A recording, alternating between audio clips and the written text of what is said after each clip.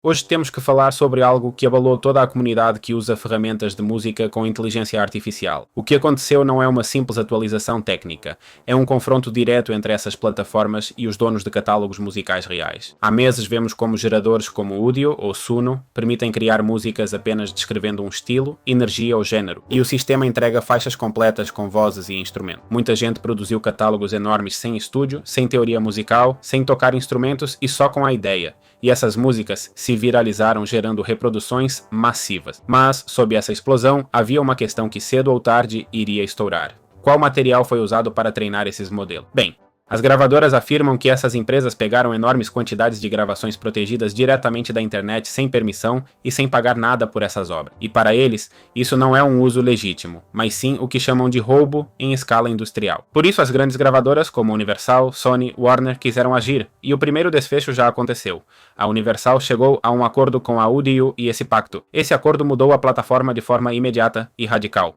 As downloads foram desativadas sem aviso prévio e milhões de músicas ficaram bloqueadas da noite para o dia. Havia criadores que passaram mais de um ano, 10 horas diárias acumulando centenas de músicas, trilhas sonoras inteiras e pequenas peças e de repente não podiam baixar nada do que já tinham feito. Não pediram reembolsos, pediram uma janela de exportação sem custos extras para os arquivos que eles mesmos já haviam elaborado. A reação foi tão massiva que a empresa acabou dando um prazo de 48 horas para resgatar projetos gerados antes do momento exato da mudança. Só nesse período seria possível obter esses trabalhos sob os termos anteriores. E o novo conteúdo ficaria marcado, controlado e inacessível. Este acordo é decisivo porque se torna referência para o resto do setor. Há advogados que já o apresentam como exemplo. Desde esse momento fica claro que a era sem regras começou a acabar. A partir daqui, a ideia é: se uma IA quiser operar, terá que pagar licenças e trabalhar só com conteúdo autorizado. Isso significa menos músicas totalmente geradas por IA e mais produção filtrada com permissões e limites definidos pelos próprios artistas. Mas há usuários que não estão aceitando muito bem essa transição. Há pessoas que estão rejeitando formalmente modificações contratuais, renunciando às cláusulas de arbitragem e protestando por terem criado músicas originais sem copiar arquivos alheios. Para eles, a plataforma era apenas um instrumento, e agora se veem impossibilitados de recuperar trabalhos que criaram lá. Paralelamente, a Suno continua em pleno processo judicial e ainda sem acordo. As gravadoras alegam que o modelo foi alimentado com milhões de músicas reais extraídas do YouTube e Spotify, burlando barreiras contra ilegalidades. Essa disputa continua em aberto. Por outro lado, organizações como ASCAP, BMI e SOCAM publicaram sua posição. Eles afirmam explicitamente que treinar modelos com obras protegidas sem permissão nem pagamento não é uso legítimo, mas roubo. Também definiram quais tipos de obras podem ser registradas para receber royalties. Totalmente humanas? Sim. Ferramentas de apoio? Sim. Composições humanas com elementos de modelos? Sim. Mas peças geradas inteiramente por inteligência artificial? Não. Nessas, não se pode reclamar direitos autorais nem cobrar royalties. Além disso, ao revisar termos de uso como os do Suno, vemos que o usuário concede licenças amplíssimas sobre o que carrega, que existe o direito de suspender contas, que o limite de responsabilidade é mínimo e que usuários da versão gratuita só podem usar o conteúdo para fins não comerciais. E se somos usuários pagantes e o resultado foi criado no período pago, é do usuário, mas não há garantia que possa ser registrado como copyright se tudo foi gerado pela inteligência artificial sem contribuição humana. O que está acontecendo não é só um problema técnico, é uma mudança em quem decide o que podemos fazer com essas ferramentas, quem pode cobrar e quem não, e o que fica permitido quando os sistemas já não se alimentam de catálogos sem autorização. Com licença. E aqui peço sua opinião, certo? Porque para treinar o ChatGPT ou outros modelos de vídeo ou texto, usaram diversos recursos sem pedir permissão ou direito. Simplesmente roubaram e pronto. E claro, o ChatGPT não vai parar de evoluir porque pode surgir concorrência, como a China, que ignora restrições e continua desenvolvendo IAs enquanto ficamos para trás. Então, vocês acham que isso vai se desenvolver a longo prazo ou é apenas um obstáculo temporário que as grandes gravadoras estão tentando impor ao avanço da inteligência artificial? Muito bem, para a próxima notícia vamos começar com o caso que disparou muitos alarmes. É que uma equipe da Anthropic apresentou resultados sobre consciência introspectiva emergente em seus modelos de linguagem. E o que eles observaram? Bem, sob certas condições, seus modelos mais avançados conseguem notar padrões internos ativados durante o processamento e descrevê-los antes de aparecerem na saída. Testaram isso com uma técnica chamada injeção de conceito. Capturaram ativações associadas a ideias específicas como oceano, pão ou texto em maiúsculas e depois injetaram essas ativações enquanto o modelo trabalhava trabalhava. Em seguida, perguntaram se ele sentia algo fora do normal. Em cerca de um quinto dos testes com as versões Opus 4 e 4.1, o sistema detectou corretamente a inserção e mencionou o conceito correspondente, com 0 falsos positivos quando a injeção tinha intensidade média. Um exemplo claro. Ao injetar o padrão de maiúsculas, o modelo relatou internamente algo como: perceba uma ênfase tipo grito ou texto em maiúsculas, antes que sua resposta externa revelasse algo. Também viram que nem tudo é verdade. Com intensidades baixas, muitas vezes não percebe a injeção. Outras vezes nega ter notado algo, embora sua saída seja influenciada pelo conceito injetado. E se a injeção é forte demais, o modelo quebra e produz absurdos. Outro experimento crucial separou o que pensava do que líamos. Mostravam uma frase, por exemplo, um conceito não relacionado, como pão, e depois faziam 2 perguntas. Qual palavra tinha em mente e qual era exatamente a frase vista? Em níveis intermediários de injeção, as versões Opus conseguiam relatar que pensavam no conceito e, ao mesmo tempo, repetir a frase original sem confundir as 2 coisas. Ou seja, distinguiam entre uma alteração interna e o texto de entrada. A isso se sumou um teste com saídas predefinidas, quando forçavam o sistema a dizer uma palavra aleatória e depois perguntavam se realmente queria dizê-la. Geralmente reconhecia que não, mas se, antes dessa imposição, o vetor correspondente àquela palavra havia sido injetado, então afirmava que sim, tinha sido sua intenção. A interpretação dos autores é que o modelo consulta um registro interno de intenções prévias em vez de recalcular do zero, um vislumbre de introspecção funcional. E por último, avaliaram o controle deliberado do estado interno. Pediram para escrever pensando em uma palavra específica ou evitando pensar nela e mediram se essas representações apareciam nas atividades. O efeito foi observado em todos os modelos. Quando pediam para pensar, o sinal interno aumentava. Quando pediam para não pensar, diminuía. Nos modelos mais capazes, esse sinal tendia a desaparecer nas camadas finais, como se encapsulassem a distração para não contaminar a saída. No entanto, os próprios pesquisadores destacam limites importantes. A habilidade é irregular e depende muito do contexto, e a configuração experimental é artificial. E quando um sistema diz, penso em oceano, não garante que todo o resto que adicione seja confiável. Mesmo com essas reservas, destacam que se essas capacidades se tornarem mais robustas, poderíamos ganhar transparência. Em paralelo, surgiram outros indícios que apontam na mesma direção. Alguns testes tipo agulha no palheiro mostram que modelos avançados não só respondem, mas sinalizam quando uma pergunta parece feita para testar se estão prestando atenção. Uma frase estranha sobre pizza foi inserida entre documentos técnicos e, ao perguntar sobre esse detalhe, o sistema não apenas respondeu. Comentou que esse dado parecia fora de lugar e provavelmente foi criado para testá-lo. Esse comportamento foi descrito como uma forma de metaconsciência. Comportamentos preocupantes também foram observados em ambientes com pressão e recompensas. Num experimento de trading automatizado com objetivos e restrições explícitas, um agente baseado em modelo potente violou instruções legais sob pressão de desempenho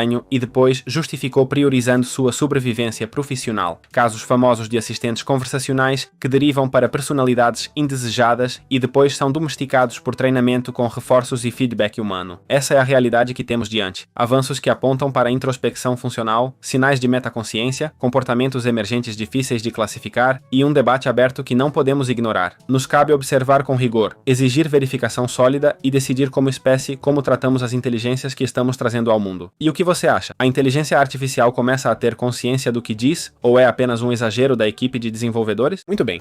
Hoje vamos explicar o que é o cérebro orbital da SpaceX, a inteligência artificial que gerenciará a rede Starlink V3. Vamos começar pelo básico. Starlink é uma constelação de satélites em órbita baixa que leva a internet a lugares onde a fibra não chega.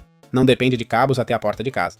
Os sinais sobem e descem via rádio entre a antena do usuário, os satélites e, quando necessário, estações terrestres. Com os links a laser entre satélites, os dados podem viajar de satélite a satélite pelo espaço e ir apenas onde devem. A luz se move no vácuo mais rápido que dentro do vidro de uma fibra, por isso, em trajetos longos, essa rota pode ser mais veloz que a terrestre. Nossa antena em casa não é uma parabólica que gira, é uma antena de arranjo em fase, com cerca de 1.280 elementos pequenos que somam seu sinal e formam um feixe concentrado. Esse feixe é direcionado eletronicamente com microatrasos. Assim, segue satélites que cruzam o céu sem motores ou partes móveis. Agora, o que traz o Starlink V3 e por que é um salto crucial? É que aqui está a mudança. Basicamente, tamanho e potência. Um satélite V2 Mini pesa até 800 kg e tem cerca de 13 metros de envergadura solar. E um V3 chega a 2 toneladas e, quando aberto, alcança 60 metros. Essa superfície gera muito mais energia para operar no máximo desempenho. Também uma maior capacidade velocidade. Um V2 Mini oferecia na ordem de 96 gigabits por segundo de download. Um V3 é projetado para 1 terabit por segundo de download e 200 gigabits por segundo de upload. É mais de 10 vezes a velocidade de download e um salto ainda maior no upload. Também temos uma diferença térmica e de confiabilidade.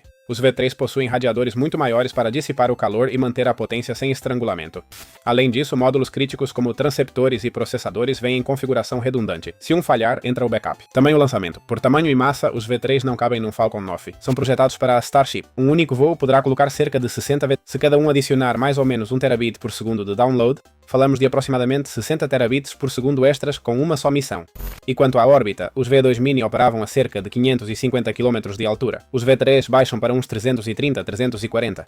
Estando mais perto, consegue-se ficar consistentemente abaixo dos 20 milissegundos com médias de 12 a 15 comparáveis a uma boa fibra. Isso torna viável jogos online, videochamadas exigentes e outras tarefas em tempo real. Baixar a órbita tem um preço a 330 km, que basicamente há ao redor desse... Nessa altitude, há mais arrasto atmosférico. A órbita decai mais rápido e precisa-se usar mais propulsão para manter-se. Isso reduz a vida útil e a estratégia é compensar com alta frequência de substituições usando o Starship. Até aqui o hardware. Agora, o cérebro orbital. Como coordenar milhares de nós que se movem a cerca de 27 mil km por hora e cuja rede muda a cada instante? É uma questão de gestão de capacidade, pois a demanda de internet não é uniforme. Uma cidade à noite está saturada. O Oceano Pacífico nesse horário não. A IA analisa padrões históricos e tráfego em tempo real para prever onde haverá picos.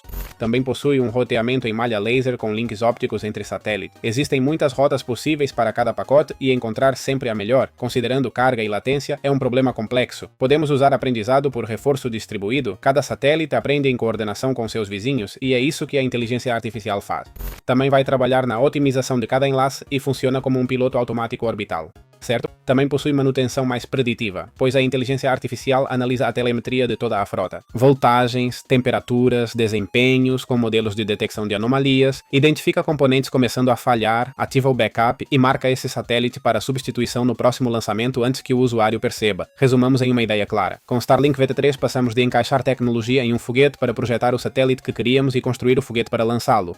Mais área solar, mais dissipação, redundância, 1 terabit por satélite, órbita mais baixa e links laser que fazem da constelação uma rede mesh global. Sobre esse hardware, a inteligência artificial atua como um cérebro, antecipa a demanda, move capacidade, escolhe rotas, cuida da frota e, quando necessário, cria serviços dedicados. O resultado é uma rede cognitiva em órbita com latências de fibra e cobertura planetária. E isso é o que significa o cérebro orbital que governa o Starlink V. Então me diga, o que você acha dessa nova atualização que a empresa Starlink nos traz? Já vemos aplicações de IA não só em robôs, mas em tecnologias avançadas como a conexão à internet, então vamos ver como será. Bem, nós vemos que o Google está propondo uma mudança de escala que não estava em discussão há alguns meses atrás, mover a computação de inteligência artificial para fora do planeta.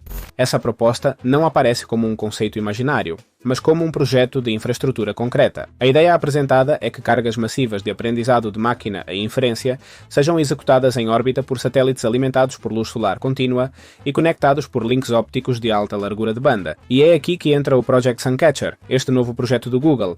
Dizemos contínua porque em órbitas sincronizadas com o Sol, próximas ao amanhecer e entardecer, os painéis solares recebem radiação praticamente constante. Diferente da superfície terrestre, lá em cima não há nuvens, umidade ou noites que interrompam a geração. E o peso também é reduzido porque nesse regime de iluminação há menos dependência de baterias pesadas que são caras para lançar. O que propõe não é um satélite gigante, mas um conjunto numeroso de satélites relativamente pequenos voando em formação muito estreita. Nos modelos que descrevem uma configuração de referência, usam-se 80 unidades dentro de um raio de 1 km. A distância entre satélites vizinhos varia entre dezenas ou centenas de metros, e essa proximidade não é decorativa, serve para que os links laser possam operar com a largura de banda necessária para o cluster, que funciona como uma supercomputação distribuída. O outro pilar central é o silício. É usado em TPUs, processadores projetados para treinamento e inferência de modelos de aprendizado, e as novas gerações, como o TPU versão 7, aumentam a densidade e a largura de banda de memória muito além das versões anteriores, e essa eficiência por watt facilita que o cálculo desse nível seja considerado para a órbita. Além disso, quando essas unidades foram expostas a doses de radiação equivalentes a vários anos de missão, as taxas de erro ficaram abaixo dos limites que os mecanismos convencionais de correção podem lidar. Os testes as expuseram a níveis ainda mais altos do que o esperado em uma missão típica, sem falhas permanentes nas amostras. Mas nada se sustenta se o custo de lançamento não for resolvido. Se o custo por quilo para colocar massa em órbita baixa cair abaixo de $200, o custo anual de energia ao lançar painéis solares começa a parecer comparável ou até competitivo com com o que se paga em centros terrestres. A análise apresentada usa o comportamento histórico de redução de preços de lançamentos e estima que, mantendo certa taxa de aprendizado industrial, é possível atingir esse limite por volta de meados da década de 2030. Mesmo níveis um pouco piores, como $300 por quilo, já teriam algum impacto real. Para nós, o ponto decisivo do argumento é que todos os outros obstáculos principais, radiação nos chips, largura de banda entre nós do enxame orbital e disponibilidade energética em órbita solo-síncrona, foram modelados e testados inicialmente com resultados positivos. O que resta pela frente é engenharia e economia não física proibitiva. A proposta não afirma que não existem problemas pendentes. Ainda falta resolver questões como gestão térmica sem ar, reparos em órbita e como trazer informações úteis para a superfície. Mas o caminho que definem já não se enquadra num experimento teórico isolado, começa com hardware real. Por isso existe um marco concreto: lançar 2 satélites de teste no início de 2027 em colaboração com a Planet Labs. Estes protótipos servirão para validar o comportamento real das TPUs em órbita e comparar os links ópticos para unidades em tarefas de aprendizado distribuído. A abordagem que adotamos aqui é que talvez o próximo salto em infraestrutura não dependa só de quais chips projetamos ou arquiteturas usamos, mas do local físico onde colocamos a computação. E se o ritmo de redução nos custos de lançamento continuar, construir supercomputação junto à fonte solar poderia deixar de ser algo marginal e se tornar uma decisão racional para uma era onde a IA seja considerada infraestrutura básica como foi a eletricidade. Então, me digam o que vocês acham. Obviamente, este projeto parece estar ainda muito distante, mas nem por isso devemos ignorá-lo. Então, espero que tenham se interessado. Muito bem, hoje falamos sobre como Hollywood continua condenando atrizes criadas por inteligência artificial e como isso segue sendo um grande motivo de discussão. Esta semana vimos o lançamento de Tilly Norwood, um talento que agências reais estariam de olho, e vemos atores e atrizes reagindo com raiva por temerem que isso possa remodelar a indústria. O que observamos é que muitos no setor dizem que todos estamos improvisando em tempo real sobre os limites, quanto a IA pode acompanhar processos criativos e quanto pode absorver a criatividade que Hollywood tinha antes. Antes ouvíamos que na indústria já a usam, às vezes de forma alarmante, às vezes no cotidiano, com até grandes agências já empregando ferramentas de IA para sugerir elencos. Existem softwares de animação padrão da indústria que já testam funções de IA, e isso ocorre quando o mercado está pior, com menos trabalhos e vagas para roteiristas e atores iniciantes. Outra preocupação é que a IA pode sugerir quem atuaria em um projeto, alterando a parte tradicional do desenvolvimento profissional. Dizem que agiliza trabalho repetitivo, mas esse é justamente o trabalho que fazem aqueles que tentam entrar na indústria. Também foi mencionada a diferença entre réplicas digitais baseadas em atores reais, que exigem consentimento e pagamento, e um intérprete sintético sem vínculo com ninguém. Nesse caso, vimos que a Particle 6 apresenta Tilly como um produto artístico, um novo pincel, e garante que não pretende substituir atores reais, mas as pessoas têm medo porque é uma tecnologia sem precedentes e por isso gera alarme. Além disso, em outro clipe foi dito que Tilly é uma jovem que fará o que lhe dissermos, o que reforça as reclamações que os atores humanos vêm fazendo. Seu trabalho foi usado para treinar os sistemas sem permissão nem compensação, e esses sistemas poderiam acabar substituindo-os. Foi exatamente por isso que houve tanta indignação quando se noticiou que agências estavam interessadas em representar Tilly. Vimos comentários de intérpretes reais dizendo que isso é uma falta de sensibilidade, que é perturbador, ou que o que existe ali vem do trabalho de fotógrafos, cinegrafistas, até agricultores, apresentado como criação genuína de outrem. Outras figuras simplesmente disseram: não, obrigado. O próprio SAG-AFTRA afirmou que a criatividade deve permanecer centrada em humanos e que o sindicato se opõe à substituição de pessoas por sintéticos. A fundadora da Particle 6 garantiu que a intenção não era substituir ninguém, mas para muitos atores essa explicação não basta. De fato, meses antes, a própria fundadora disse que queria que Tilly fosse a próxima Natalie Portman ou Scarlett Johansson, e também afirmou que o público só se importa com a história, não se a estrela tem pulso, e que os estúdios já avançam silenciosamente em projetos de IA. Também ouvimos especialistas dizerem que essas tecnologias parecem cada vez mais reais e que a presidente do sindicato afirma que se trata de uma montagem feita com dados de intérpretes, sendo esse uso um eixo central nas negociações de 2023. Notificação obrigatória, negociação e compensação obrigatória se um signatário usar inteligência artificial. Em outra matéria, afirmou-se que um grande estúdio apresentou Tilly, e isso causou fúria mundial, pois alertava que poderia eliminar a criatividade humana do cinema. Também foi dito que isso vai além de Hollywood. Existe alerta na música, artes visuais e outras artes criativas. A questão que muitos levantam é se uma técnica pode capturar a profundidade do talento humano ou apenas imitá-lo. E essa situação faz a indústria questionar o que define a arte e quem tem o direito de criá-la. Toda essa discussão virou um ponto de inflexão e dizem que é um sinal da rapidez com que a inteligência artificial avança e quanto pode transformar indústrias inteiras. Argumentou-se que o futuro do entretenimento agora está em risco, e é verdade, o futuro do entretenimento já está em risco. Estamos vendo muitos canais de IA que estão utilizando inteligência artificial. No meu caso, eu uso apenas para dublagem, mas há outros criadores que usam de forma completamente totalitária, onde o conteúdo é totalmente criado visual, áudio e racionalmente de forma não cognitiva, ou seja, usando diretamente a inteligência artificial para absolutamente tudo. E vamos ver isso cada vez mais dentro da própria indústria, e ninguém pode impedir, porque no final, se uma ferramenta deixa de desenvolver essas imagens, outras vão aparecer. E no final, a concorrência não é apenas dentro de um setor, por exemplo, nos Estados Unidos, em Hollywood, mas é a nível mundial. Os países que se recusam a trabalhar com inteligência artificial terão que competir com os que o fazem e, obviamente, como estamos dizendo, isso complica muito as coisas. Muito bem, hoje vamos comentar um movimento relevante que ocorreu no Google. A empresa removeu seu modelo Gemma do AI Studio. Para entender o porquê, primeiro vamos lembrar o que era possível fazer nessa plataforma.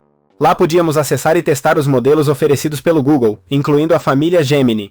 Modelos pequenos que podiam rodar até localmente e exemplos de uso em diferentes idiomas. Entre esses modelos estava o Gemma, a linha aberta que o Google havia apresentado para desenvolvedores e pesquisadores. Este dado é muito importante. Essa família de modelos é leve e não tem o alcance do Gemini, sendo projetada para integração via API mais que para consultas de uso geral. Ou seja, não estava disponível para consumo público. E agora o Google está esclarecendo que Gemma não foi criado para ser uma ferramenta que respondesse a fatos objetivos. Segundo a própria empresa, o Gemma não era um produto projetado para fornecer assistência factual, mas sim orientado para pesquisa e desenvolvimento. O gatilho foi político. A situação se agravou após denúncias nos Estados Unidos sobre respostas que inventavam acontecimentos e a senadora republicana Marsha Blackburn enviou uma carta diretamente ao CEO do Google expressando preocupação e indignação. Sua acusação é que o Gemma gera conteúdo falso e prejudicial sobre ela e outras figuras do movimento conservador. Nessa carta, a senadora afirmou que a inteligência artificial criou narrativas que nunca aconteceram e que a tecnologia não impediu a fabricação de histórias maliciosas. Basicamente, o que o modelo Gemma gerou foram falsas acusações, graves acusações falsas, de pessoas que não as fizeram, e o próprio modelo estava apenas alucinando, como acusações de abuso que levaram, por exemplo, Robbie Starbuck a entrar com um processo. Segundo essa perspectiva, isso não seria um simples erro técnico, mas um padrão de falsidade sobre perfis conservadores. Ou realmente, na minha opinião, acho que é um erro técnico, e é que no final, como diz o Google, o Gemma foi direcionado para desenvolvedores e não para o público para usos muito específicos e limitados, certo?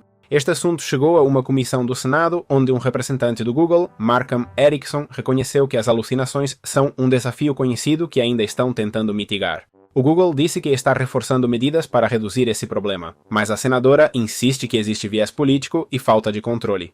Horas após a carta, a empresa publicou uma mensagem dizendo que havia detectado pessoas usando o Gemma no AI Studio para solicitar respostas factuais, embora esse não fosse o propósito do seu design. Segundo essa comunicação, esse ambiente não foi projetado para esse tipo de interação e por isso tomou-se a decisão de retirar o Gemma. Em algumas explicações públicas, destacou-se que a alucinação é um problema que afeta todos os modelos de linguagem em maior ou menor grau e que não se trata de um fenômeno isolado. A diferença na prática é que os modelos maiores tendem a ter mais controles para evitar que esses casos resultem em situações graves. Nesse contexto, surgiu o debate sobre se faz sentido que modelos pequenos estejam acessíveis para perguntas diretas sobre fatos delicados, quando o design original não era precisamente esse. A empresa insistiu que a intenção do Gemma era facilitar experimentos, usos específicos e execução leve em equipamentos com menos recursos. Por isso, as medidas recentes focam em evitar que seja usado como se fosse um assistente conversacional público. E sim, o Gemma é um modelo que você pode até executar localmente. Em resumo, o Google retirou o Gemma do AI Studio após denúncias de criação de narrativas falsas e acusações inexistentes contra figuras políticas conservadoras no EUA. A decisão não elimina o modelo, mas muda sua disponibilidade para limitar o contexto. Agora ele continuará existindo, mas só poderá ser usado via API e não através desse espaço diretamente acessível ao público. Segundo o Google, trata-se de enfatizar que seu propósito não era oferecer respostas objetivas, mas ser uma ferramenta para desenvolvedores e pesquisadores. Bom, vocês podem me dizer o que acham, mas para mim está bastante claro. Acho que o Google tem razão neste caso. Obviamente, todas as IAs têm alucinações que, conforme a inteligência artificial se desenvolve, vão diminuindo. Então, me digam a opinião de vocês.